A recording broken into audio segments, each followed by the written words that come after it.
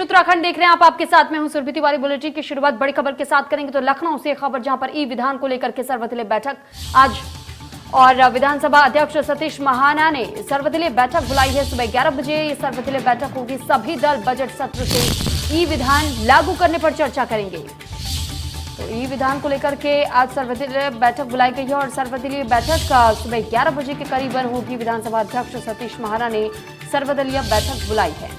तो सुबह 12 बजे सर्वदलीय बैठक होगी और इसमें ई विधान को लेकर के चर्चा की जाएगी। तो सभी दल बजट सत्र से ई विधान लागू करने पर चर्चा करेंगे। तो बड़ी जानकारी इस वक्त आपको दे रहे हैं। तो सर्वदलीय बैठक जो आज बुलाई गई है ई विधान को लेकर के, दरअसल ई विधान पर आज चर्चा हो सकती है। तो ये बड़ी जानकारी इस वक्त आपको दे रहे हैं। ई विधान को लेकर के चर्चा होने जा रही है और इसको लेकर आज एक सर्वदलीय बैठक बुलाई गई है। विधानसभा अध्यक्ष सतीश महाना ने इस बैठक को बुलाया है।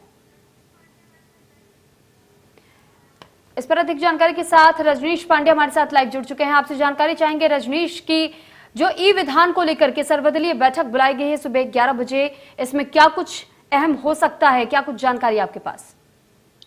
देखिए, मैं दर्शकों को बता दूं कि ये विधान पहले भी डिजिटल के तरफ विधानसभा अग्रसर बढ़ रहा है और बहुत सारे यहाँ पे काम होते हैं जो पेपरलेस होते हैं, डिजिटलाइजेशन होता है, लंबे समय से मांग रही। हालांकि विधानसभा की तरफ से कोशिश जरूर रही कि पिछले सत्र में ही पूरी तरीके से इसका डिजिटलाइजेशन कर दिया जाए और जब तक डिजिटल का, क्योंकि एक कल्पना रही है प्रधानमंत्री नरेंद्र मोदी की, तो जितना हम डिजिटल होंगे उतने आधुनिक होंगे।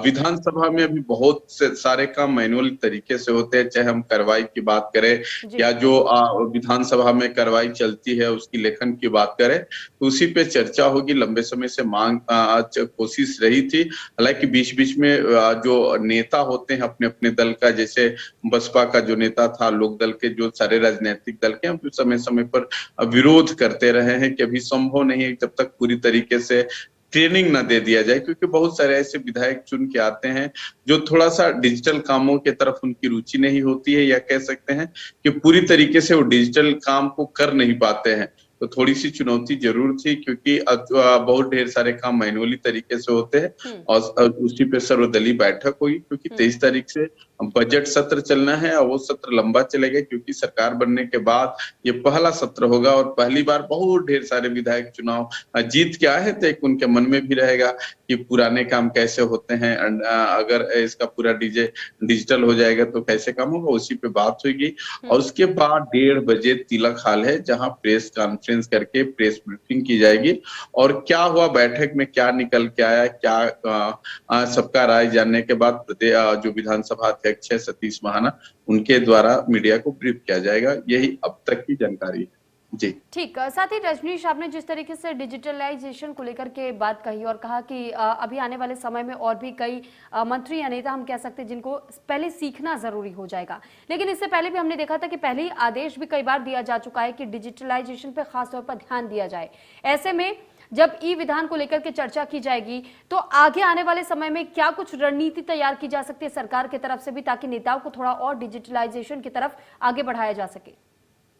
देखिए, मैं तो पहले दर्शकों को बता दूं और कि ये विधायी कार्य होते हैं जहां बहुत ढेर सारे आदेश नहीं चलते, उसमें वो लोग होते हैं जो आदेश देते हैं, नियम कानून बनता है।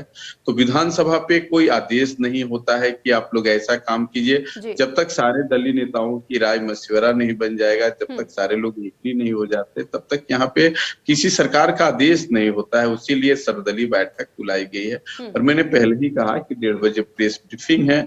क्या होना है, कैसे होगा,